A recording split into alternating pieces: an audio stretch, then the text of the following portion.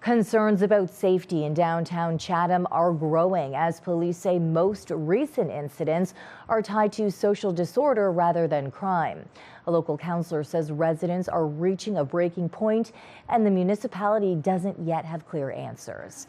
CTV's Chris Campbell is in the newsroom joining us with more on this tonight. Chris. Yes, Stephanie. This follows a media release from the Chatham-Kent Police Service late yesterday acknowledging rising concerns about visible disorder downtown, but saying most calls police respond to aren't criminal.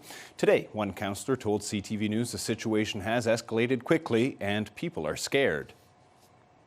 I think the citizens are sort of reaching a boiling point. Police say officers recently investigated an incident circulating on social media downtown and determined no criminal offense had occurred. According to police, more than 80% of downtown calls now involve social disorder, including homelessness, addiction, and mental health crises, not crime. But Michael Bondi says residents feel the impact every day. People are fearful because a lot of people are, they act very, very spooky and strange. And, frankly, we're not really used to that here. Like, this isn't downtown Toronto. And it's been such an explosion of this problem here that we're off guard. This hasn't been gradual in Chatham. It's been like, bam, like in the last 18 months. Bondi says while police continue to respond, the scale of the problem makes prevention difficult. The police are doing their best. Like, frankly, I think the police are almost in containment mode.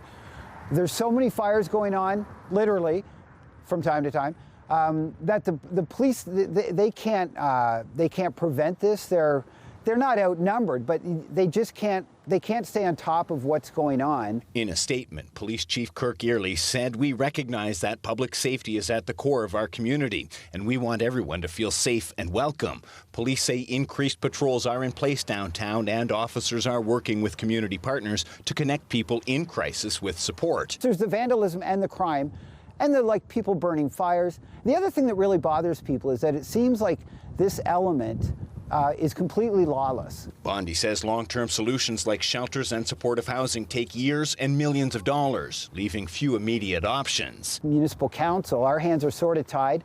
It's all about funding. It's all about policing. So at the moment, it's out of control, and we don't know what to do about it. CTV News reached out to Chatham-Kent Police for an interview with the chief or a spokesperson, but officials were unavailable. Meantime, they're encouraging residents and business owners to continue reporting incidents, saying public safety is a shared responsibility. If there's a problem, call the police. That's what they're for. Obviously they're slightly overwhelmed by all this stuff, but their advice is to call them, and they'll do what they can. Bondi says council is now in what he calls a regrouping phase as pressure grows to find a new approach to a problem he agrees the municipality is not yet keeping up with.